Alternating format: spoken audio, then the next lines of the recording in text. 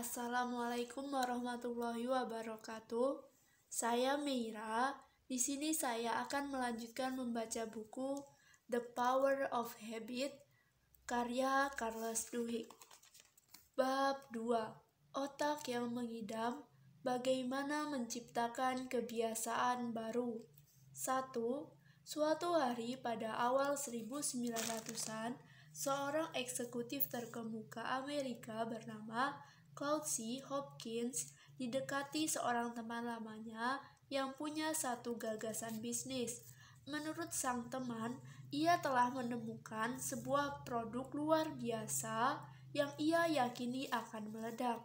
Produk yang ia maksud adalah pasta gigi campuran berbusa rasa mint yang ia sebut Pepsodent. Ada sejumlah investor beresiko yang terlibat, salah satunya pernah melakukan serangkaian jual beli tanah yang gagal. Satu lagi digosipkan terlibat mafia. Namun usaha ini si teman berjanji bakalan sukses besar. Tentu saja bila Hopkins mau membantu perancang kampanye promosi nasional. Hopkins pada waktu itu berada di puncak satu industri yang sedang berkembang pesat, yang hampir-hampir belum ada beberapa dasawarsa sebelumnya. Periklanan. Hopkins adalah laki-laki yang telah meyakinkan orang-orang Amerika untuk membeli beer seeds dengan menggembar-gemborkan bahwa perusahaan itu membersihkan botol mereka dengan uap panas, tanpa menyebutkan bahwa setiap perusahaan lain menggunakan cara yang sama. Ia telah membujuk jutaan perempuan untuk membeli Palmolive dengan mengklaim bahwa Cleopatra mandi menggunakan sabun tersebut. Terlepas dari protes para ahli sejarah yang kesal, ia membuat Buffetway terkenal dengan mengatakan bahwa produk tersebut ditembakkan dari senapan sampai bulir-bulirnya mengembang 8 kali ukuran normal. Ia telah mengubah lusinan produk yang sebelumnya tak dikenal, Quaker Oats, ban Goodyear, sikat karpet Bissell, daging babi campur buncis Van Camp menjadi produk-produk yang laku keras.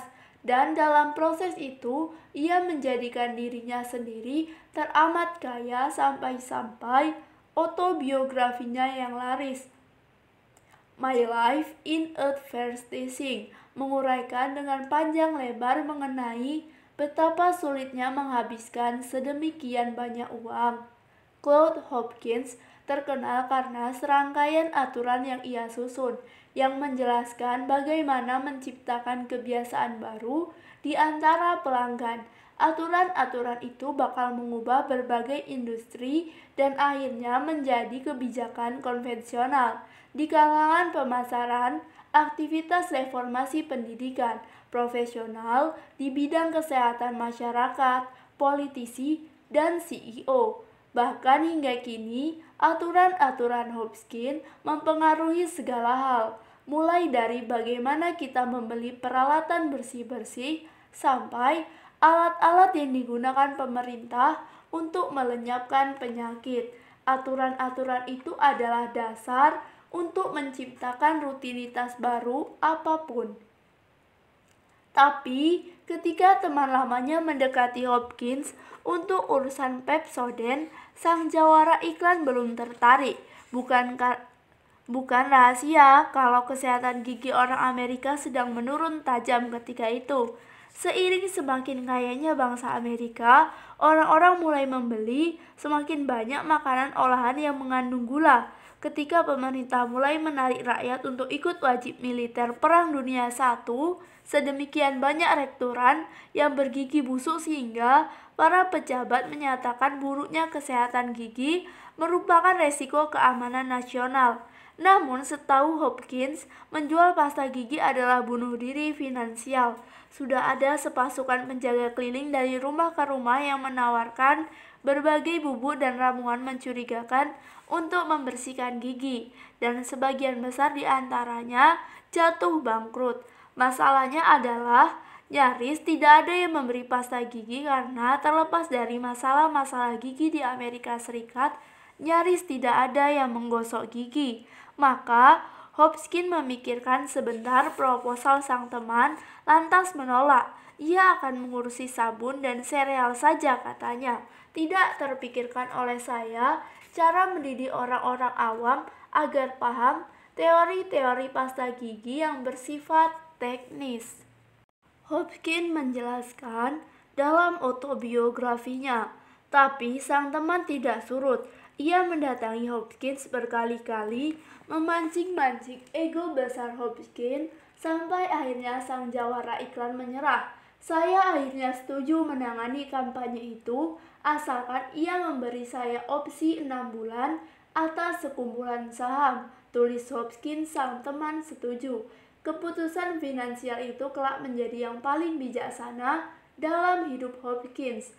Dalam 5 tahun kemitraan itu, Hopkins mengubah Pepsodent menjadi salah satu produk paling terkenal di dunia, dan dalam proses itu membantu menciptakan kebiasaan menggosok gigi yang menyebar di Amerika dengan kecepatan mengejutkan. Dengan segera, semua orang mulai dari Shirley Temple sampai Clark Gable membangga-banggakan senyum Pepsodent mereka. Pada 1930, Pepsodent sudah dijual di China, Afrika Selatan, Brazil, Jerman, dan nyaris dimanapun Hopkins bisa memasang iklan. Satu dasawarsa setelah kampanye pertama Pepsodent, para pensurvei mendapati bahwa menggosok gigi telah menjadi ritual bagi separuh lebih populasi Amerika. Hopkins telah membantu memantapkan gosok gigi menjadi kegiatan harian. Nantinya Hopkins akan menyombongkan bahwa rahasia kesuksesannya adalah ia berhasil menemukan tanda dan ganjaran tertentu yang mendorong suatu kebiasaan. Caranya sungguh kuat sehingga bahkan kini pun prinsip-prinsip dasarnya masih digunakan oleh perancang permainan video, perusahaan makanan, rumah sakit, dan jutaan penjajah keliling di seluruh dunia. Amy Pauli mengajarkan kepada kita mengenai lingkaran kebiasaan, namun Claude Hopkins lah yang menunjukkan bagaimana kebiasaan-kebiasaan baru bisa ditanamkan dan ditumbuhkan. Jadi sebetulnya apa yang dilakukan Hopkins? Ia menciptakan mengidam, craving, dan mengidam itu ternyata adalah yang menyebabkan tanda dan ganjaran bekerja. Mengidam itulah yang menggerakkan lingkaran kebiasaan. Sepanjang karirnya, salah satu taktik khas Claude Hopkins adalah menemukan pemicu-pemicu sederhana untuk meyakinkan para pelanggannya untuk setiap hari menggunakan produk-produk yang ia promosikan. Misalnya saja, ia menjual Quaker Oats sebagai sereal sarapan yang dapat menyediakan energi untuk 24 jam, namun hanya bila dimakan semangkuk setiap pagi. Ia menggadang-gadang tonik yang menyembuhkan sakit perut, nyeri sendi, kulit yang rusak, dan masalah perempuan. Namun hanya bila Anda minum obat itu, begitu gejala-gejalanya muncul. Dengan segera orang-orang mulai menyantap Heffermon pada pagi hari dan menegak isi botol coklat kecil setiap kali mereka merasa sedikit lelah, yang kebetulan seringkali terjadi setidaknya 1 kali sehari. Dengan demikian, guna menjual Pepsodent, Hopkins membutuhkan pemicu yang akan memberikan alasan penggunaan pasta gigi itu setiap hari. Ia duduk membaca setumpuk buku daras kesehatan gigi. Bacaannya sungguh membosankan, tulisnya kemudian. Namun di tengah-tengah salah satu buku, saya menemukan bagian yang menyebutkan soal plak lendir di gigi yang kemudian saya sebut lapisan lengket. Saya pun mendapatkan ide yang amat bagus. Saya memutuskan untuk mengiklankan pasta gigi ini sebagai pencipta kecantikan untuk menyingkirkan lapisan lengket keruh itu. Dengan berfokus pada lapisan lengket di gigi, Hopkins mengabaikan fakta bahwa lapisan itu memang selalu melapisi gigi orang dan tadinya tidak mengganggu siapa-siapa. Lapisan itu adalah selaput yang terbentuk secara alami dan menumpuk di gigi.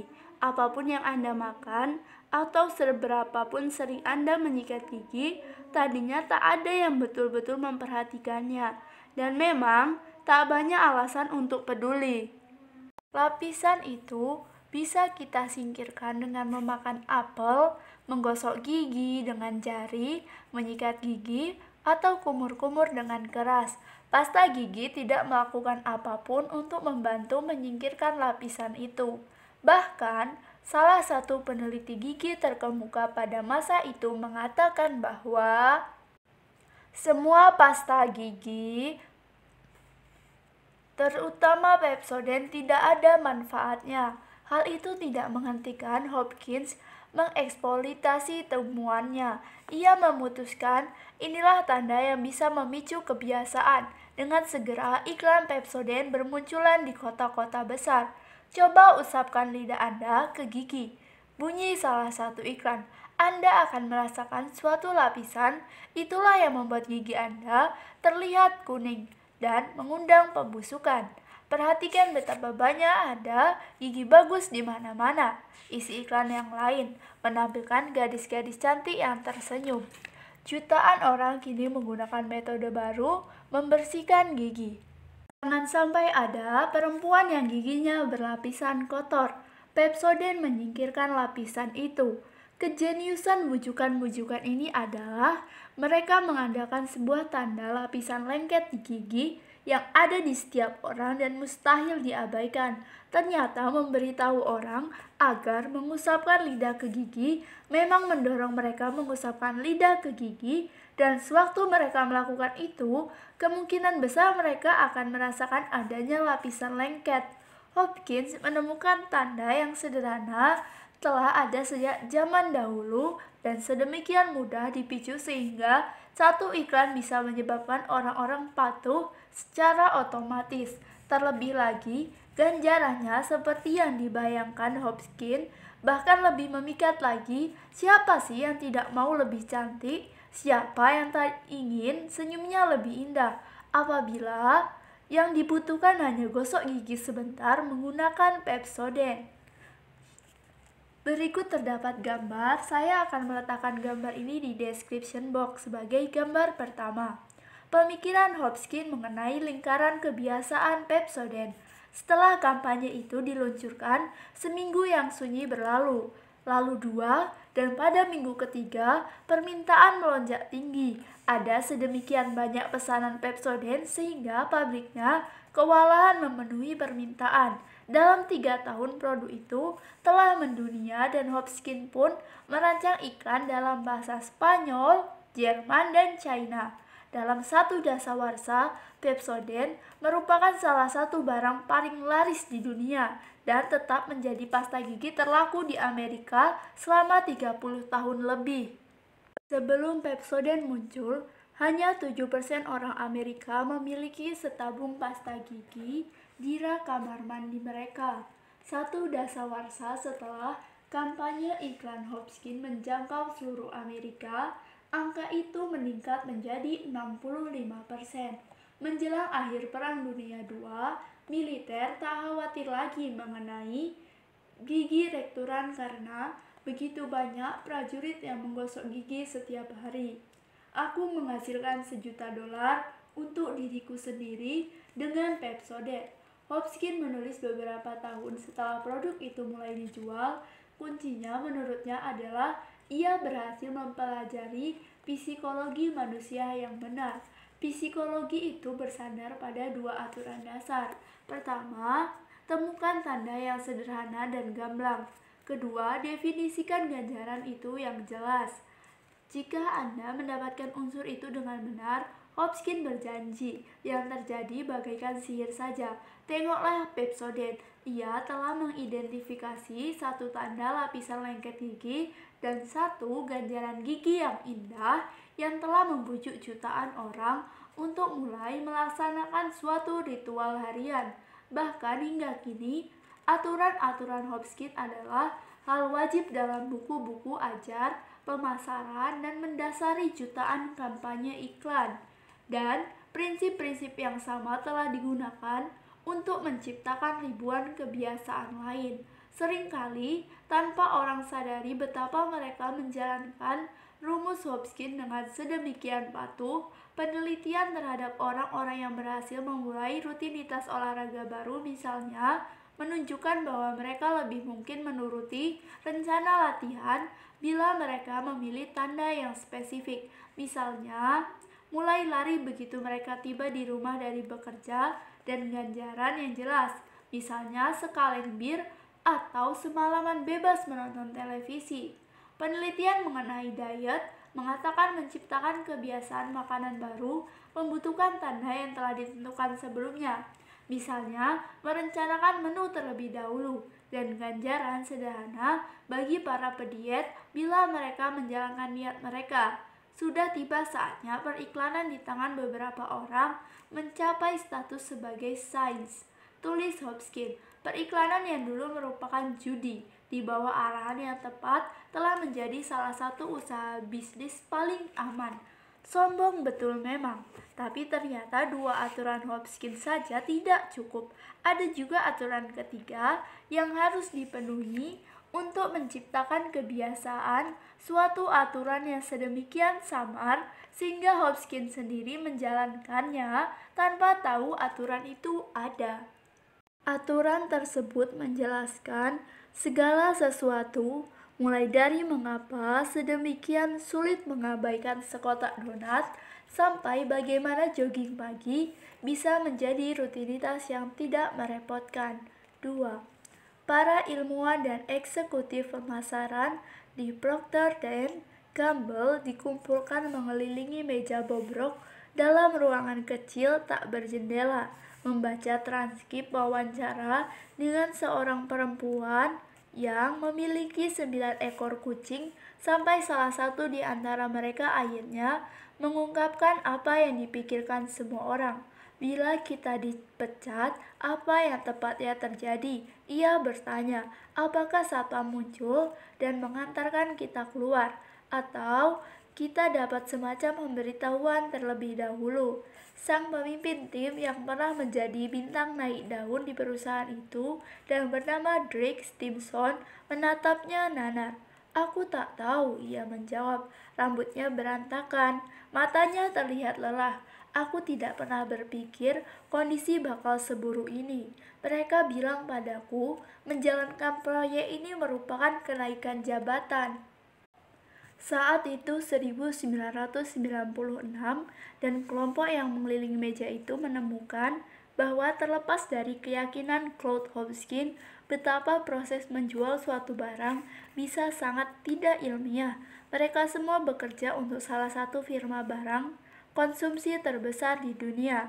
Perusahaan di balik keripik kentang Pringles, Oil of Olay, tisu Bounty, kosmetik CoverGirl, Downy, Duracell, juga lusinan merek lain. P&G mengumpulkan lebih banyak data daripada nyaris semua pedagang lain manapun di dunia dan mengandalkan metode-metode statistik kompleks untuk merancang kampanye pemasaran mereka.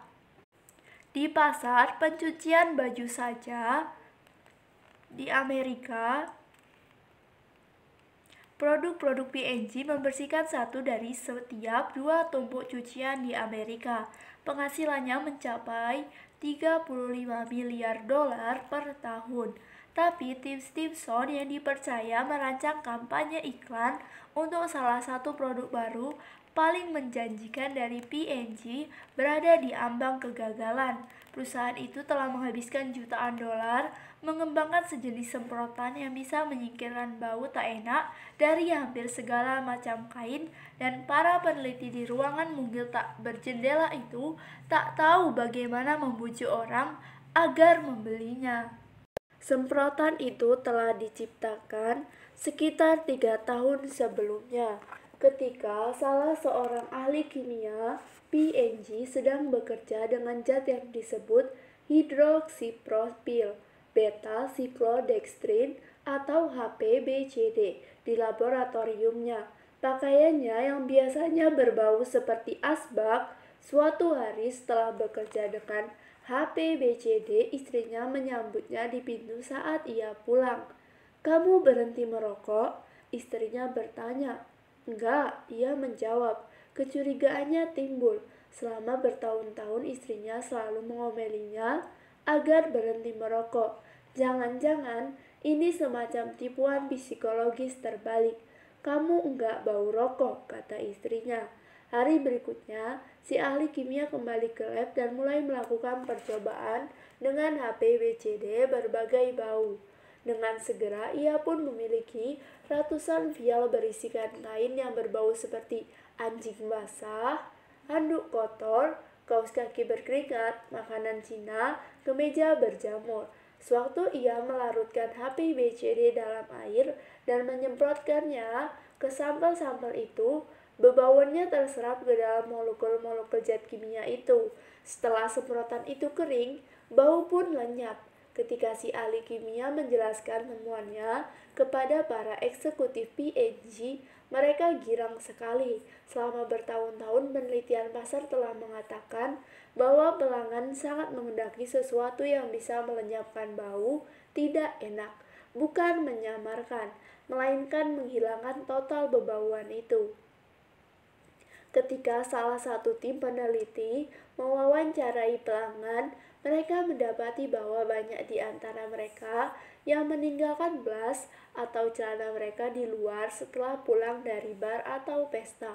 "Baju saya bau rokok saat saya pulang, namun saya tidak mau membayar dry cleaning setiap kali saya dugem," kata seorang perempuan. P&G yang mengendus kesempatan meluncurkan proyek-proyek super rahasia untuk menjadikan HP BCD produk yang bisa dijual. Mereka menghabiskan jutaan dolar untuk menyempurnakan formulanya dan akhirnya menghasilkan cairan tak berwarna dan tak berbau yang bisa melenyapkan nyaris semua bau busuk. Sains di balik semprotan itu sedemikian maju sehingga NASA kelak menggunakannya untuk membersihkan bagian dalam pesawat ulang-alik yang baru kembali dari antariksa. Hal terbaik dari cairan itu adalah murah diproduksi, tak meninggalkan noda, dan bisa membuat sofa bau, jaket tua, atau bagian dalam mobil yang kotor tidak lagi berbau. Proyek itu merupakan perjudian besar, namun P&G kini siap meraup miliaran dolar bila saja mereka bisa melancarkan kampanye pemasaran yang tepat. Mereka memutuskan menyebut cairan itu Fibris dan meminta Stimson, anak ajaib berusia 31 tahun dengan latar belakang matematika dan psikologi, untuk memimpin tim pemasarannya. Stimson tinggi dan tampan dengan dagu yang kokoh, suara yang lembut, dan kegemaran akan hidangan kelas atas. "Mendingan anak-anakku menghisap ganja daripada makanan di McDonald's," ia pernah bicara kepada seorang rekan. Sebelum bergabung dengan P&G, ia menghabiskan 5 tahun di Wall Street membangun model-model matematika untuk memilih saham. Sewaktu ia pindah ke Cincinnati, tempat P&G bermarkas, ia direkrut untuk membantu menjalankan unit-unit bisnis penting, termasuk pelembut kain, Bounce, dan lembaran pengering Downy. Namun Fibris berbeda. Proyek Fibris adalah kesempatan untuk meluncurkan kategori produk yang sepenuhnya baru, menambahkan sesuatu yang tak pernah ada sebelumnya ke dalam kereta belanja pelanggan. Yang perlu Stimson lakukan hanyalah mencari tahu bagaimana menjadikan Fibris suatu kebiasaan, dan produk itu pun akan laris manis. Seberapa susah sih? Stimson dan rekan-rekannya memutuskan untuk memperkenalkan Fibris ke beberapa pasar uji, Phoenix, Salt Lake City, dan Boise. Mereka terbang ke kota-kota itu dan membagikan sampel, kemudian menanyai orang-orang apakah mereka boleh berkunjung ke rumah. Selama 2 bulan, mereka mengunjungi ratusan rumah. Terobosan besar pertama mereka datang ketika mereka mengunjungi seorang perempuan berprofesi jagawan di Phoenix. Ia berusia 20-an akhir dan hidup sendirian. Kerjaannya adalah menangkap hewan-hewan yang berkeliaran keluar dari gurun. Ia menangkap coyote, rakun, terkadang singa gunung, dan sigun. Banyak sekali sigun yang seringkali mengentutinya bila mereka tertangkap. Saya masih lajang dan ingin menemukan seseorang untuk membangun keluarga bersama. Sang jagawana bertutur kepada Stimson dan rekan-rekan sewaktu mereka duduk-duduk di ruang keluarganya. Saya sering pergi berkencan. Ya, saya pikir saya menarik. Saya cerdas dan rasanya saya orangnya asik. Namun kehidupan cintanya kacau. Ia menjelaskan karena segala sesuatu dalam hidupnya berbau busuk seperti sigun. Rumahnya, mobilnya, pakaiannya, sepatunya, tangannya, tirainya, bahkan tempat tidurnya. Ia telah mencoba segala macam cara untuk mengatasi bau busuk. Ia membeli sabun dan sampo khusus, ia membakar lilin, dan menggunakan mesin sampo karpet yang mahal. Semuanya gagal. Sewaktu sedang berkencan, saya akan mengendus sesuatu yang berbau seperti sigun dan mulai cemas terus karenanya. Ia memberitahu mereka, saya mulai bertanya-tanya apakah teman kencan saya mencium bau busuk. Bagaimana kalau saya ajak dia ke rumah dan ia ingin pulang saja? Saya berkencan 4 kali tahun lalu dengan seorang laki-laki yang sangat baik, laki-laki yang sangat saya sukai, dan saya betul-betul ingin mengajaknya main ke rumah. Akhirnya ia datang, dan saya pikir segalanya berjalan dengan baik. Kemudian keesokan harinya ia bilang, ia ingin jaga jarak dulu. Dia sopan sekali mengenai masalah itu, tapi saya terus-terus bertanya, apa itu gara-gara bau sigun? Ya, saya senang Anda berkesempatan mencoba Fibris, Stimson berkata. Bagaimana pendapat Anda mengenai Fibris? Sang jagawana menatap Simpson. Ia mencucurkan air mata. Saya ingin berterima kasih kepada Anda, ia berkata. Semprotan ini mengubah hidup saya. Setelah ia menerima sampel Fibris, ia pulang dan menyemprot sofanya. Ia menyemprot tirai, permadani, spray, jeans, seragam, bagian dalam mobilnya. Isi botol itu habis sehingga ia mencari satu lagi dan menyemprot semua benda lainnya yang belum kebagian. Saya meminta semua teman saya untuk datang. Perempuan itu berkata, mereka tak bisa menciumnya lagi. Bau sigun itu lenyap. Ia kini menangis sedemikian kencang sehingga salah seorang rekan Stimson kini menepuk-nepuk bahunya. Terima kasih banyak, ucap perempuan itu. Saya merasa bebas, terima kasih. Produk ini sangat penting. Stimson mengendus-endus udara di dalam ruang keluarga sang jagawana. Ia tidak mencium apa-apa. Kita akan untung besar dari produk ini, ia berpikir. Stimson dan timnya kembali ke markas P&G dan mulai mengulas kampanye pemasaran yang akan mereka gelar. Kunci menjual Fibris, mereka memutuskan adalah menyampaikan perasaan lega yang dirasakan sang jagawana. Mereka harus memposisikan Fibris sebagai sesuatu yang memungkinkan orang menyingkirkan bebauan yang memalukan. Mereka semua akrab dengan aturan-aturan Claude Hopkins atau bentuk-bentuk modernnya yang memenuhi buku-buku ajar sekolah bisnis. Mereka ingin iklan Fibris tetap sederhana, cari tanda yang jelas, dan definisikan ganjarannya dengan jelas. Mereka merancang 2 iklan televisi. Yang pertama menunjukkan seorang perempuan berbicara tentang area merokok di sebuah restoran. Setiap kali ia makan di sana, jaketnya berbau asap. Seorang teman memberitahunya bahwa bila ia menggunakan Fibris, bau itu akan lenyap. Tandanya bau rokok. Ganjarannya bau hilang dari pakaian. Iklan kedua menampilkan seorang perempuan yang mengkhawatirkan soal anjingnya, Sophie, yang selalu duduk di sofa. Sophie akan tetap berbau Sophie, ia berkata. Namun Fibris, sekarang perabotanmu tak berbau Sophie lagi. Tanda bau hewan peliharaan yang akrab dengan 70 juta rumah tangga yang memelihara hewan. Ganjarannya rumah tak berbau seperti kandang. Stimson dan rekan-rekannya mulai menayangkan iklan-iklan itu pada tahun 1996 di kota-kota uji yang sama. Mereka membagikan sampel menyisipkan selembaran ke dalam kotak pos, dan membayar toko kelontong agar menyusun fibris membentuk gunung di dekat kasir. Kemudian mereka duduk santai, menghayal akan menghabiskan bonus mereka seperti apa. Seminggu lewat, lalu 2 minggu, sebulan, 2 bulan, penjualan tadinya rendah dan semakin rendah. Dengan panik, P&G mengirim para peneliti ke toko-toko untuk melihat apa yang terjadi. Rak-rak disarati botol-botol fibris yang tak pernah tersentuh. Mereka pun mulai mengunjungi ibu-ibu rumah tangga yang menerima sampel gratis. Oh iya, salah satu di antara mereka berseru kepada seorang peneliti P&G. Semprotan itu, saya ingat sebentar. Perempuan itu berlutut di dapur dan mulai mencari-cari dalam lemari di bawah wastafel.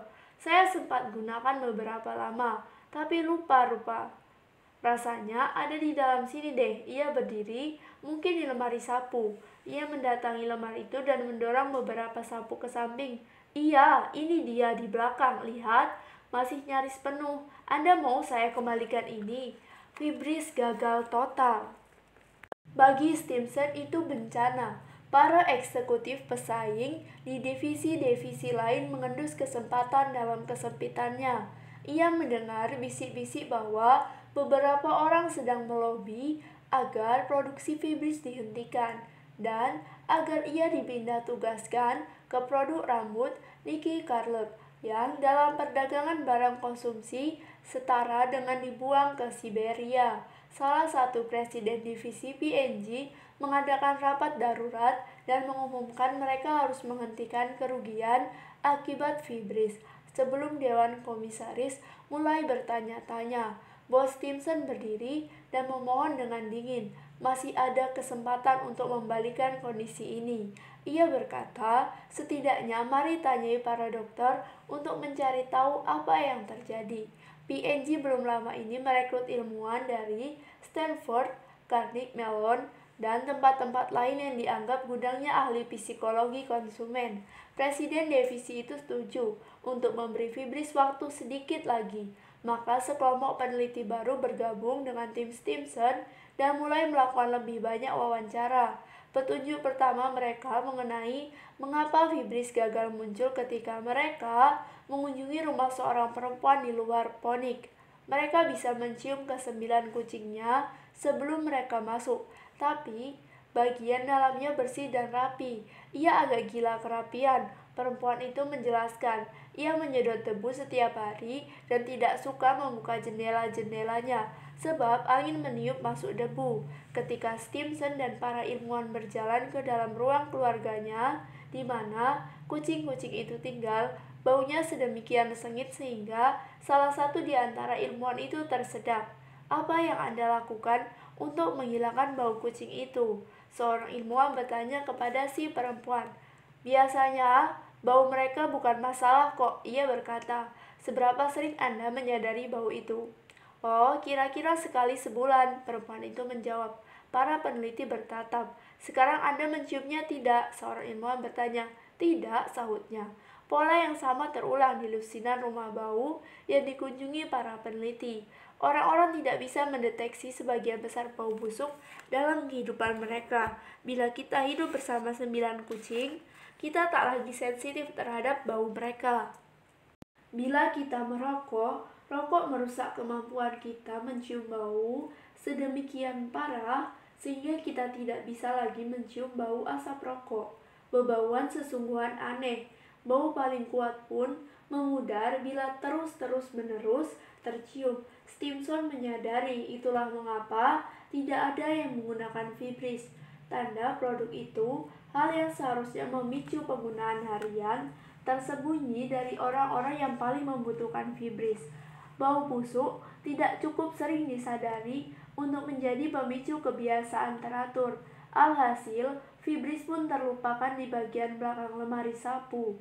Orang-orang yang berkemungkinan paling besar menggunakan semprotan itu justru tak pernah mencium bebauan tak enak yang seharusnya mengingatkan mereka bahwa ruang keluarga mereka perlu semprotan penghilang bau itu.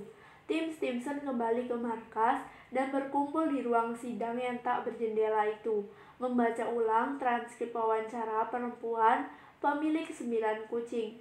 Sang ahli psikologi bertanya, apa yang terjadi bila kita dipecat? Stimson membenamkan wajahnya ke tangan. Bila ia tidak bisa menjual Fibris kepada seorang perempuan yang mempunyai 9 kucing, ia bertanya-tanya, lantas ia bisa jual ke siapa?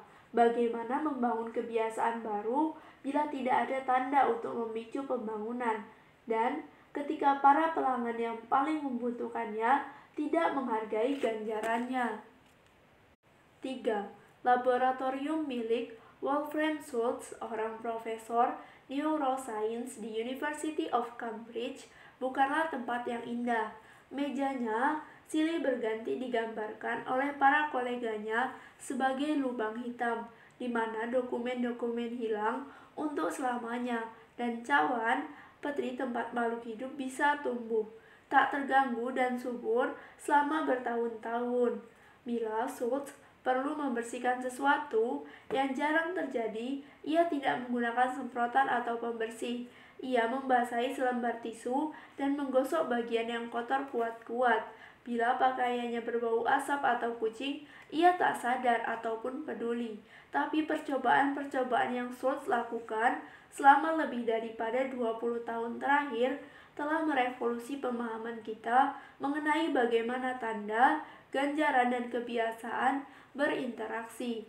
Ia telah menjelaskan mengapa sebagian tanda dan ganjaran lebih kuat dibandingkan yang lain, dan telah menyediakan peta jalan ilmiah yang menjelaskan mengapa Pepsodent laku keras, bagaimana sejumlah pediet dan penggiat olahraga berhasil mengubah kebiasaan-kebiasaan mereka secara sedemikian cepat, dan pada akhirnya apa yang bisa membuat Fibris terjual. Pada 1980-an, Schultz merupakan anggota sekelompok ilmuwan yang mempelajari otak monyet sewaktu hewan itu belajar melakukan tugas-tugas tertentu, misalnya menarik tuas atau membuka capit. Tujuan mereka adalah mencari tahu bagian otak mana yang bertanggung jawab atas tindakan-tindakan baru. Suatu hari, saya menyadari satu hal yang menarik bagi saya. Schultz bercerita kepada saya, ia terlahir di Jerman dan kini, sewaktu berbicara dengan bahasa Inggris, terdengar agak seperti Arnold Schwarzenegger. Seandainya saja Terminator merupakan anggota Royal Society. Beberapa ekor monyet yang kami amati suka jus apel, sementara monyet-monyet lain suka jus anggur. Dan maka saya mulai bertanya-tanya, apa yang berlangsung di dalam kepala monyet-monyet kecil itu? Mengapa ganjaran yang berbeda mempengaruhi otak dengan cara yang berbeda-beda?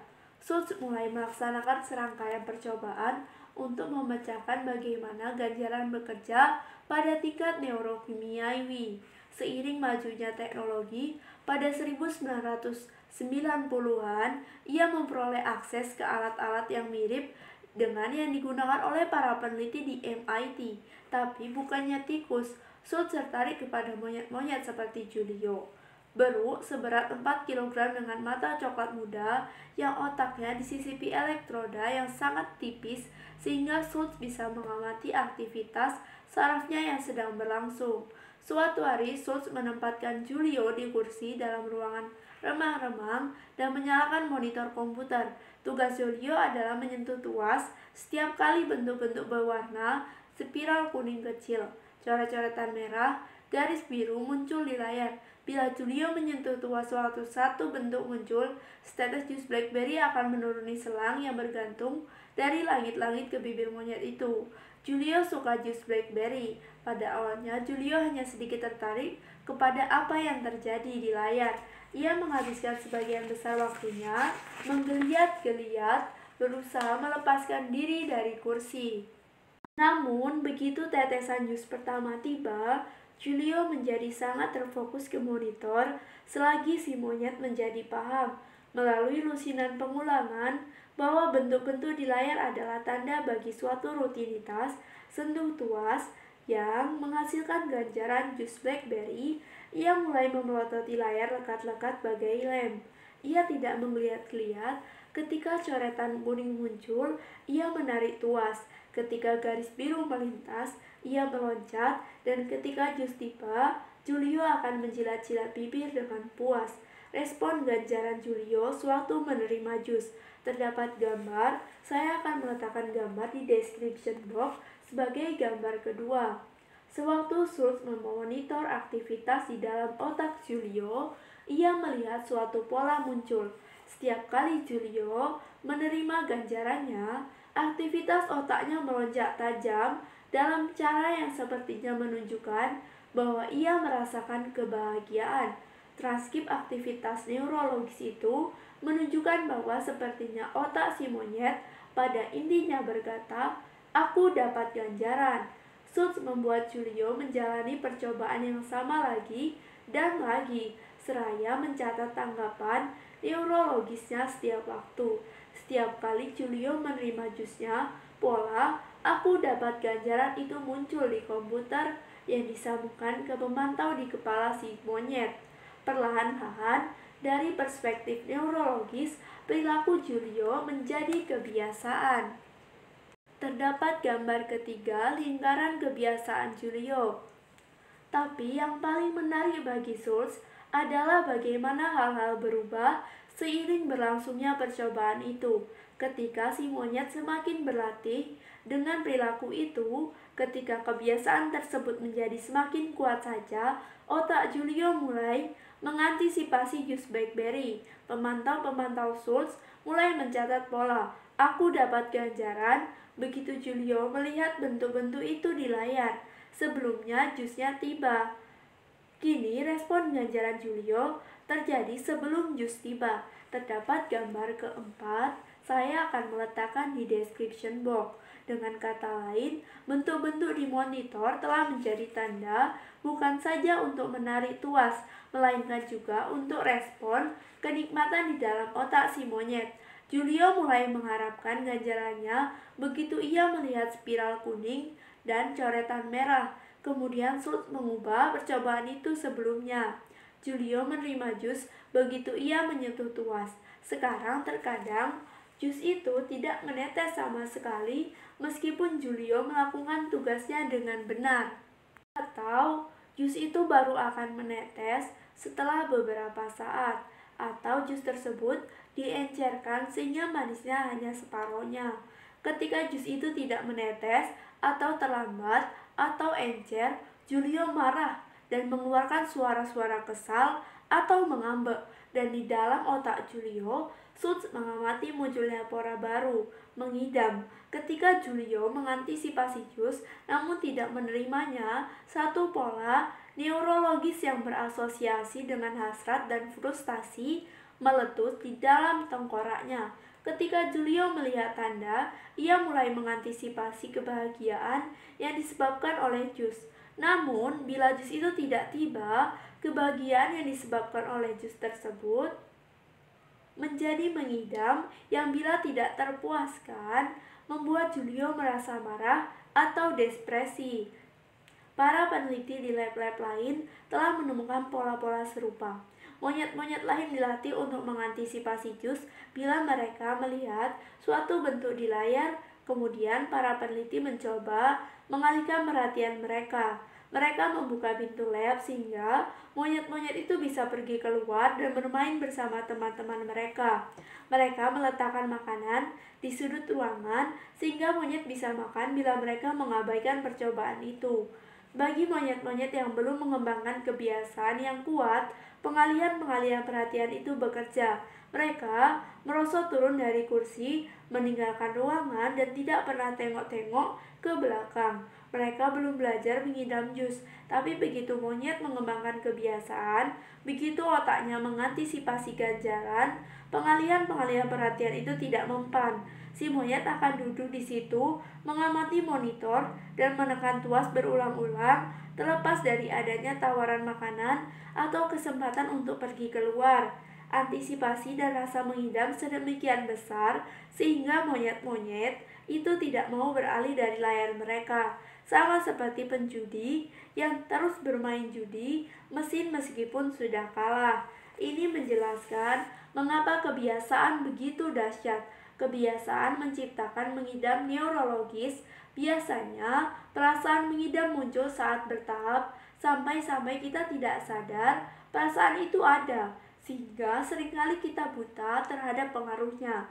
Namun, begitu kita mengasosiasikan tanda dengan ganjaran tertentu, mengidam, bahwa sadar muncul di otak kita yang mulai memutar lingkaran kebiasaan. Seorang peneliti di Cornell misalnya mendapati seberapa kuatnya mengidam makanan dan bau bisa mempengaruhi perilaku ketika ia menyadari bagaimana toko-toko Cinnabon diposisikan di dalam pusat perbelanjaan.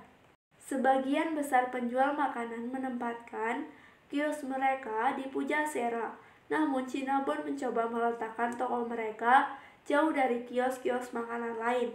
Mengapa? Sebab para eksekutif Cinnabon ingin bau roti kayu manis mereka menguar melalui selaras dan mengitari sudut tanpa terganggu, sehingga para pembelanja akan mulai mengidam roti tersebut secara bawah sadar. Pada saat pelanggan berbelok di salah satu sudut dan melihat toko Cinnabon, perasaan mengidam itu sudah menjadi monster yang meraung di dalam kepalanya, dan dia akan tanpa berpikir meraih dompetnya. Lingkaran kebiasaan pun berputar karena perasaan mengidam telah timbul. Tidak ada yang diprogram ke otak kita yang menjadikan kita melihat sekotak donat secara otomatis ingin jajan manis. Schultz memberitahu saya. Namun, begitu otak kita mempelajari bahwa sekotak donat mengandung gula yang lezat dan karbohidrat lain, otak akan mulai mengantisipasi kenikmatan gula itu. Otak kita akan mendorong kita ke arah kotak donat. Kemudian, bila kita tidak menyantap donatnya, kita akan merasa kecewa. Untuk memahami proses ini, mari kita kaji bagaimana kebiasaan Julio muncul. Pertama-tama ia melihat bentuk di layar sebagai tanda. Lama-kelamaan, Julio belajar bahwa kemunculan bentuk berarti sudah waktunya melaksanakan suatu rutinitas. Maka ia menyentuh tuas rutinitas. Sebagai hasilnya, Julio menerima status jus blueberry. Pembelajaran dasar. Itulah pembelajaran dasar. Kebiasaan baru muncul ketika Julio mulai mengidam jus sewaktu ia melihat tanda. Begitu mengidam itu ada, Julio akan bertindak secara otomatis. Ia akan mengikuti kebiasaan.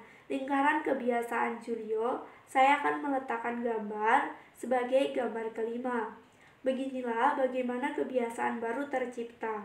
Dengan menyatukan satu tanda, satu rutinitas, dan satu ganjaran, tubuh perasaan mengidam yang mendorong lingkaran kebiasaan. Ambil contohnya merokok. Bila seorang perokok melihat tanda misalnya satu pak Marlboro, otaknya mulai mengantisipasi hantaman nikotin. Seperti gambar rutinitas berikut, saya akan meletakkannya sebagai gambar ke-6.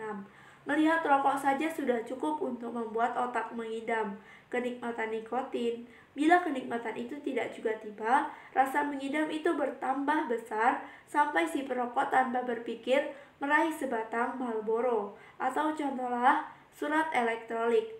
Sewaktu komputer berdering atau telepon cerdas bergetar menandakan ada pesan baru, otak mulai mengantisipasi pengalihan perhatian sementara yang diberikan kegiatan membuka surat elektronik. Pengharapan itu, bila tidak terpuaskan, bisa menumpuk sampai-sampai rapat pun dipenuhi para eksekutif yang gelisah hendak memeriksa BlackBerry. Mereka yang berdengung di bawah meja, bahkan meskipun mereka tahu bahwa barangkali pesan itu hanyalah hasil terbaru permainan sepak bola fantasi mereka. Di sisi lain, bila kita mematikan fungsi dengung itu sehingga menyingkirkan tanda, kita bisa bekerja berjam-jam tanpa terpikir untuk memeriksa kotak pesan. Terdapat gambar rutinitas mengidam pengalihan perhatian. Saya akan meletakkan di description box sebagai gambar ke-7. Para ilmuwan telah mempelajari otak pecandu alkohol, perokok, dan pemakan berlebihan, serta mengukur bagaimana neurologi mereka, struktur otak, dan aliran zat neurokimiawi di dalam tengkorak mereka berubah seiring bertanamnya perasaan mengidam itu. Kebiasaan yang luar biasa kuat, tertulis, dua peneliti di University of Michigan menghasilkan reaksi-reaksi serupa kecanduan sehingga rasa ingin berubah menjadi mengidam obsesif yang bisa memaksa otak kita memasuki mode pilot otomatis. Bahkan dihadapkan dengan inisiatif yang kuat termasuk hilangnya reputasi, pekerjaan, rumah, dan keluarga. Tapi perasaan mengidam tidak sepenuhnya menguasai kita. Seperti yang dijelaskan bab berikutnya, ada mekanisme-mekanisme yang bisa membantu kita mengabaikan godaan-godaan itu. Namun, untuk mengalahkan suatu kebiasaan, kita harus mengenali perasaan mengidam mana yang mendorong perilaku itu. Bila kita tidak menyadari antisipasi tersebut, maka kita bagaikan pembelanja yang melangkah seolah tertarik kekuatan tak terlihat ke dalam Cinnabon.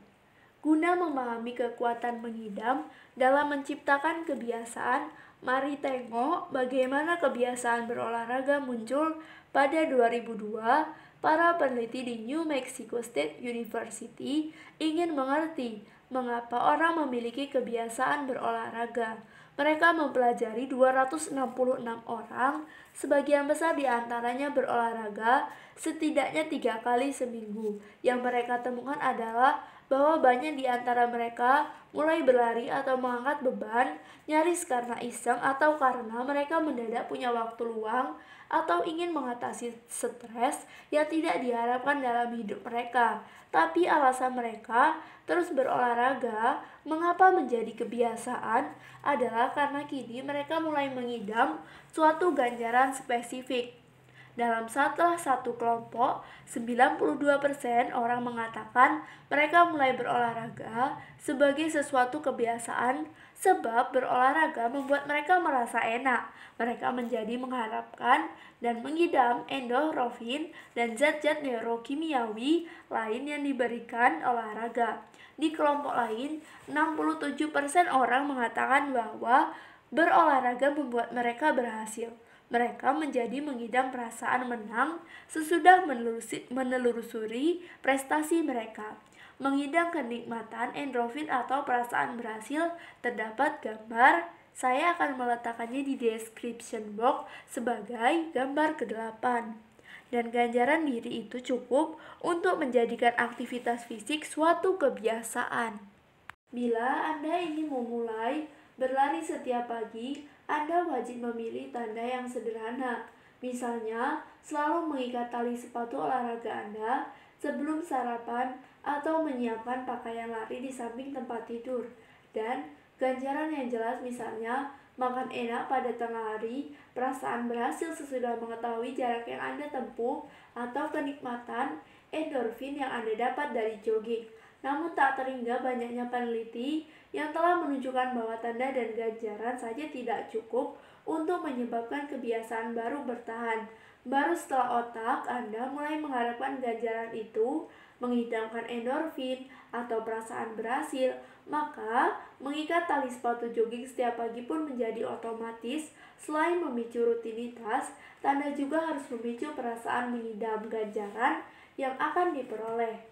Saya mau tanyai Anda mengenai masalah yang saya hadapi, kata saya kepada Wolfram Schultz, seorang ilmuwan saraf. Setelah ia menjelaskan kepada saya bagaimana mengidam muncul. Saya punya anak umur 2 tahun dan sewaktu saya sedang memberinya makan di rumah nugget ayam dan yang begitu-begitulah, saya akan mengambil satu dan memakannya tanpa berpikir. Sudah kebiasaan dan sekarang berat badan saya naik. Semua orang melakukan itu. Schultz berkata, ia sendiri punya 3 anak. Semuanya sekarang sudah dewasa. Sewaktu mereka masih anak-anak, dia akan mencomoti makanan malam mereka tanpa berpikir. Dalam beberapa segi, ia memberitahu saya, kita seperti monyet. Sewaktu kita melihat ayam atau kentang goreng di meja, otak kita mulai mengantisipasi makanan itu, meskipun kita sendiri tidak lapar. Otak kita mengidam makanan. Jujur saja, saya bahkan tidak suka makanan-makanan macam itu. Namun mendadak, sulit melawan desakan itu. Dan begitu saya memakannya, saya merasakan aliran kenikmatan ketika mengidam itu terpuaskan. Memalukan, tapi begitulah kebiasaan bekerja. Saya pikir saya seharusnya berterima kasih, kata Schultz, sebab proses yang sama memungkinkan saya menciptakan kebiasaan-kebiasaan baik. Saya bekerja keras karena saya mengharapkan rasa bangga dari temuan saya. Saya berolahraga karena saya mengharapkan merasa nyaman sesudahnya. Saya hanya berharap bisa mencomot dan memilih dengan lebih baik. 4. Setelah wawancara mereka yang menyesakan dengan si perempuan pemelihara kucing, tim Drake Stimson di P&G mulai mencari bantuan di luar saluran-saluran yang biasa.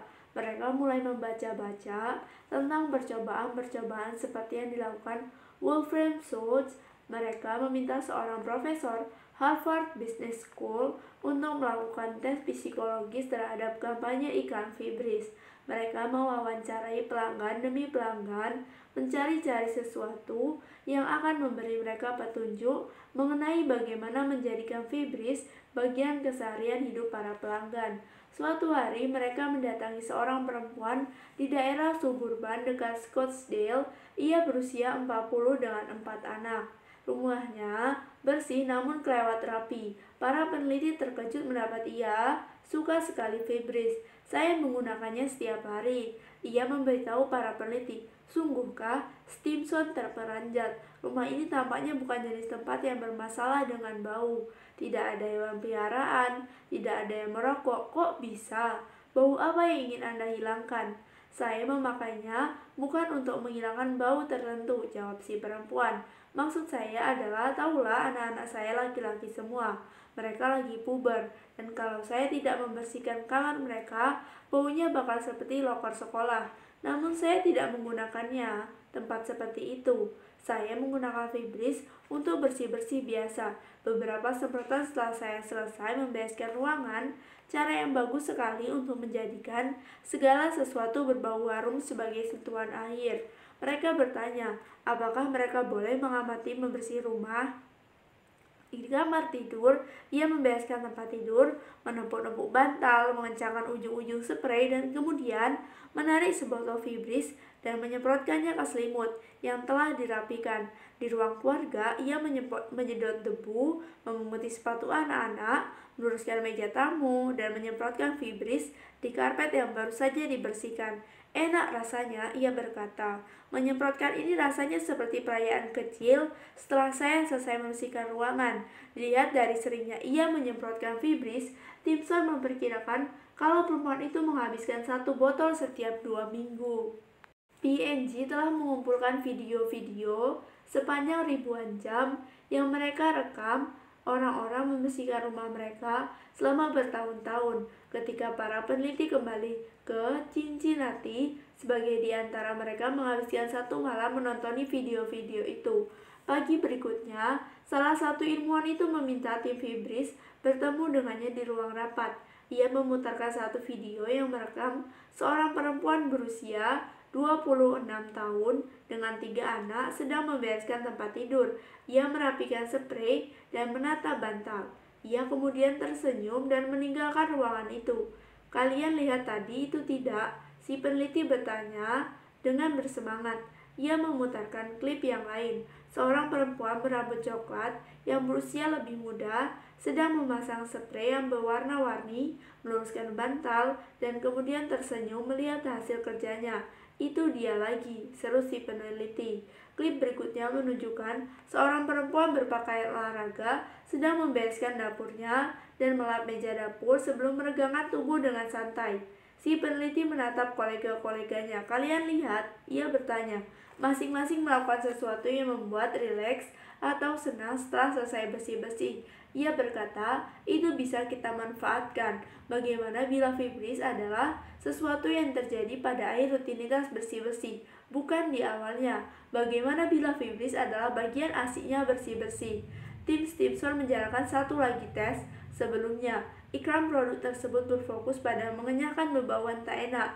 Perusahaan kini mencetak label baru yang menunjukkan jendela terbuka dan embusan udara segar. Lebih banyak parfum ditambahkan ke resepnya, sehingga Fibris tak hanya menetralkan bau, melainkan juga memiliki baunya sendiri yang khas. Dibuatlah iklan-iklan televisi yang menggambarkan perempuan yang menyemprotkan Fibris ke spray yang baru dibersihkan, dan pakaian yang baru dicuci. Tagline diubah dari menyingkirkan bau tak enak dari kain menjadi membersihkan bau kehidupan. Setiap perubahan dirancang agar menarik bagi satu tanda harian yang spesifik, membersihkan ruangan, membereskan tempat tidur, menyedot debu permadani. Pada setiap tanda, Fibris diposisikan sebagai ganjaran. Harum enak yang terjadi pada akhir rutinitas bersih-bersih. Yang paling penting, setiap iklan dikalibrasi untuk memicu suatu untuk mengidam, bahwa barang-barang akan berbau seenak penampilan mereka setelah ritual bersih-bersih selesai. Ironinya adalah produk yang diciptakan untuk menghancurkan bau justru berubah menjadi kebalikannya. Bukannya melenyapkan bebauan di kain yang kotor, Fibris menjadi penyegar udara yang digunakan sebagai sentuhan air setelah barang-barang bersih. Ketika para peneliti kembali ke rumah, para pelanggan setelah iklan-iklan baru ditayangkan dan botol-botol hasil rancangan ulang dibagikan, mereka mendapati bahwa sejumlah ibu rumah tangga di pasar uji telah mengharapkan mengidam bau Fibris. Seorang perempuan berkata bahwa ketika isi botolnya hampir habis, ia menyemprotkan parfum yang diejarkan ke cuciannya. Sekarang bila saya tidak mencium sesuatu yang enak usai mencuci, rasanya belum bersih, ia memberitahu para peneliti. Si jagawana yang bermasalah dengan si Gung membuat kami menuju arah yang salah. Stimson bertutur kepada saya. Ia membuat kami berpikir bahwa Fibris bakal sukses dengan memberikan solusi bagi suatu masalah. Tapi siapa yang mau mengakui rumah mereka bau? Pandangan kami tentang semua itu salah. Tidak ada yang mengidam ketiadaan bau. Di sisi lain, banyak orang yang mengidam bau yang wangi setelah mereka menghabiskan 30 menit bersih-bersih. Lingkaran kebiasaan Fibris terdapat gambar, saya akan meletakkannya di description box sebagai gambar ke-8. Peluncuran ulang Fibris terjadi pada musim panas 1998. Dalam 2 bulan, penjualan berlipat 2. Dalam setahun, para pelanggan telah menghabiskan $230 juta lebih untuk produk tersebut. Sejak saat itu, Fibris telah melahirkan lusinan produk sampingan penyegar udara, lilin, sabun cuci, dan semprotan dapur, yang kini secara keseluruhan menghasilkan penjualan sebesar $1 miliar lebih per tahun. Pada akhirnya, P&G mulai menyebutkan kepada para pelanggan bahwa selain wangi, Fibris juga bisa melenyapkan bebauan tak enak. Stimson naik jabatan dan timnya menerima bonus. Rumusan mereka bekerja, mereka telah menemukan tanda-tanda sederhana yang jelas, mereka telah secara jelas mengidentifikasikan ganjarannya. Namun, baru ketika mereka menciptakan perasaan mengidam keinginan kuat untuk membuat segala sesuatu berbau seenak penampilannya. Fibris laku keras. Mengidam adalah bagian penting rumus menciptakan kebiasaan baru yang tak pernah didasari Claude Hopkins, sang jawara iklan Pepsodent. 5. Dalam tahun-tahun terakhir kehidupannya, Hopkins memberikan kuliah keliling. Ceramah-ceramahnya tentang hukum periklanan ilmiah memikat ribuan orang di panggung. Ia seringkali membandingkan diri dengan Thomas Edison dan George Washington dan melontarkan berbagai ramalan liar tentang masa depan. Mobil terbang sering sekali disebut-sebut, namun ia tak pernah menyinggung soal mengidam ataupun akar neurologis lingkaran kebiasaan. Toh baru 70 tahun kemudian, para ilmuwan MIT dan Wolfram Schultz menjalankan percobaan-percobaan mereka. Jadi, bagaimana Hopkins berhasil membangun kebiasaan menggosok gigi yang sedemikian kuat tanpa memiliki wawasan-wawasan tersebut? Ya, ternyata ia memang memanfaatkan asas-asas yang akhirnya ditemukan di laboratorium MIT dan Schultz, meskipun pada waktu itu ia sendiri tidak tahu. Pengalaman-pengalaman Hopkins dengan Pepsodent tidak sesederhana yang ia gambarkan dalam memoar-memoarnya. Walaupun ia menyombongkan bahwa ialah yang menemukan tanda menakjubkan dalam film tentang gigi dan membangga-banggakan diri sebagai orang pertama yang menawari para pelanggan ganjaran jelas berupa gigi yang indah. Ternyata Hopkins bukanlah orang yang melahirkan taktik-taktik itu. Sama sekali bukan. Ambil contoh misalnya, sejumlah iklan, pasta gigi lain yang mengisi berbagai majalah dan koran, bahkan sebelum Hopkins tahu mengenai Pepsodent. Bahan-bahan campuran ini terutama dimaksudkan untuk mencegah penumpukan tartar di sekeliling leher gigi. Kata iklan dari Sheffield Cream Dentifrice yang ada sebelum Pepsodent berisikan lapisan kotor itu. Email putih Anda hanyalah tersembunyi di balik lapisan lengket, kata iklan yang muncul saat Hopkins mencari-cari di buku-buku daras kedokteran giginya. Sanitol toothpaste dengan cepat mengembalikan warna putih yang asli dengan menyingkirkan lapisan itu. Daya pikat senyum yang cantik bergantung kepada keindahan gigi Anda. Iklan ketiga menyatakan gigi cantik, mulus, bagai satin seringkali merupakan rahasia daya tarik gadis cantik. Gunakan SS White Toothpaste. Lucina, pembuat iklan lain, telah menggunakan bahasa yang sama dengan Pepsodent bertahun-tahun sebelum Hopkins turun tangan. Semua iklan mereka menjanjikan untuk menyingkirkan lapisan lengket gigi dan menawarkan ganjaran berupa gigi cantik dan putih. Tidak ada yang berhasil. Namun begitu Hopkins meluncurkan kampanyenya, penjualan Pepsodent meledak. Mengapa Pepsodent berbeda? Karena keberhasilan Hopkins didorong oleh faktor-faktor yang sama yang menyebabkan Julio si monyet menyentuh tuas dan ibu-ibu rumah tangga menyemprotkan vibris ke tempat tidur yang baru dibersihkan. Pepsodent menciptakan rasa mengidam. Hopkins tidak menghabiskan autobiografinya untuk membahas bahan-bahan dalam Pepsodent. Namun resep yang tercantum dalam pendaftaran paten pasta gigi tersebut dan catatan-catatan perusahaan mengungkapkan sesuatu yang menarik. Tak seperti odol-odol lain di masa itu, Pepsodent mengandung asam sitrat, juga minyak mint dan zat-zat kimia lain dalam jumlah tertentu. Penemu Pepsodent menggunakan bahan-bahan itu untuk membuat pasta gigi yang terasa segar, namun ternyata juga ada efek lain yang tak diduga. Bahan-bahan tersebut merupakan iritan yang menciptakan sensasi sejuk dan menggelitik, semeriwing di lidah dan gusi. Setelah Pepsodent mulai mendominasi pasar, para peneliti di perusahaan-perusahaan pesaing pontang-panting mencari tahu alasannya.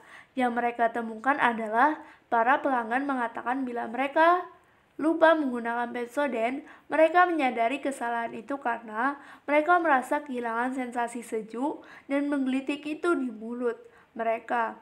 Mereka mengharapkan mereka mengidam iritasi dengan itu. Bila iritasi tersebut tak terasa, mulut mereka tak bersih rasanya.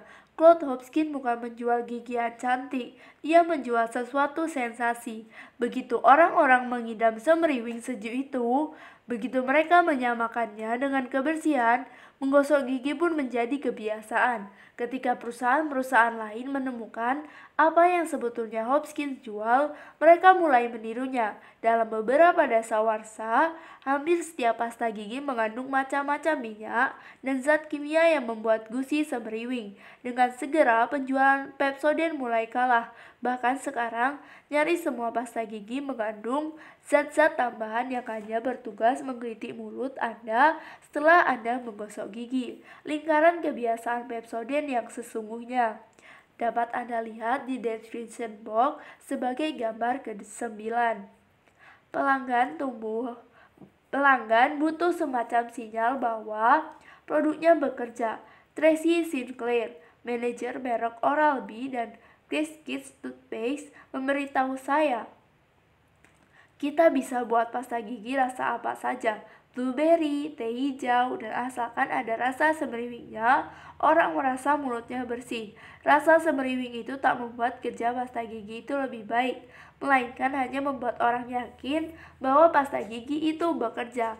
Siapapun bisa menggunakan rumus dasar itu, menciptakan kebiasaan sendiri. Ingin lebih banyak berolahraga, pilih satu tanda. Misalnya pergi ke pusat kebugaran langsung setelah bangun, dan satu ganjaran, misalnya segelas smoothie setelah berolahraga. Kemudian, Pikirkan tentang smoothie itu atau tentang kenikmatan endorfin yang Anda rasakan. Biarkan diri Anda mengantisipasi ganjaran itu. Pada akhirnya, rasa mengidam itu akan mempermudah Anda datang ke pusat kebugaran setiap hari.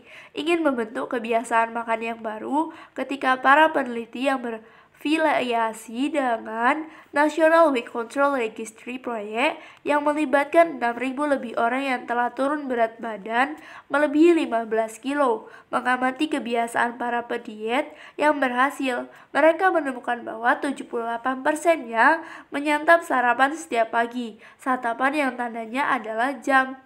Namun, sebagian besar pendiet yang berhasil juga membayangkan suatu ganjaran spesifik agar tekun mengikuti diet. Bikini yang ingin mereka kenakan atau rasa bangga yang mereka rasakan ketika menimbang tubuh setiap hari. Sesuatu yang mereka pilih secara hati-hati dan betul-betul inginkan. Mereka berfokus pada perasaan mengidam ganjaran itu bila muncul godaan. Mereka merawat perasaan tersebut menjadi obsesi ringan. Dan para peneliti menemukan bahwa mengidam ganjaran tersebut mengalahkan godaan untuk membatalkan diet. Mengidam itu menggerakkan lingkaran kebiasaan. Bagi perusahaan, memahami sains mengidam sungguh revolusioner. Ada lusinan ritual harian yang mesti kita lakukan setiap kali, namun tak pernah menjadi kebiasaan. Kita harus mengawasi asupan garam dan minum lebih banyak air. Kita harus menyantap lebih banyak sayur dan lebih sedikit lemak. Kita harus meminum vitamin dan mengoleskan krim tabir surya. Fakta-faktanya tak mungkin lebih jelas daripada yang ada di perbandingan terakhir ini. Mengoleskan sedikit tabir surya di wajah Anda setiap pagi sangat mengurangi kemungkinan kanker kulit. Namun meskipun setiap orang menggosok gigi, tidak sampai 10% orang Amerika mengoleskan krim tabir surya setiap hari. Mengapa? Karena tidak ada perasaan mengidam yang menjadikan tabir surya suatu kebiasaan harian. Sejumlah perusahaan mencoba menanggapi dengan membuat tabir surya memberi sensasi menggelitik atau sesuatu yang menyebabkan orang tahu mereka telah mengoleskan zat tersebut ke kulit mereka. Perusahaan-perusahaan itu berharap akan timbul pengharapan yang sama dengan mengidam gigi yang seberiring sehingga kita ingat menggosok gigi. Mereka telah menggunakan taktik-taktik serupa dalam ratusan produk lain. Busa adalah ganjaran yang amat besar. Sinclair, sang brand manager, berkata, "Sampo tidak harus berbusa, namun kami menambahkan zat kimia pembuat busa karena orang mengharapkan busa setiap kali mereka mencuci rambut. Hal yang sama berlaku untuk deterjen dan pasta gigi. Sekarang setiap perusahaan menambahkan natrium laureth sulfat agar pasta gigi berbusa lebih banyak. Tidak ada manfaat kebersihannya, namun orang merasa lebih enak ketika mulut mereka berbusa-busa. Begitu pelanggan mulai mengharapkan busa itu, kebiasaan mulai tumbuh. Mengidamlah yang menggerakkan kebiasaan, dan mencari tahu bagaimana menimbulkan mengidam itu mempermudah kita menciptakan kebiasaan baru. Hal itu sama benarnya saat ini maupun nyaris 100 tahun yang lalu. Setiap malam, jutaan orang menggosok gigi mereka guna mendapatkan perasaan semeriwing itu. Setiap pagi, jutaan orang mengenakan sepatu jogging untuk menangkap kenikmatan endorfin yang mereka idamkan. Dan ketika pulang, setelah membersihkan dapur atau merapikan kamar tidur, sebagian di antara mereka akan menyemprotkan sedikit Febreze.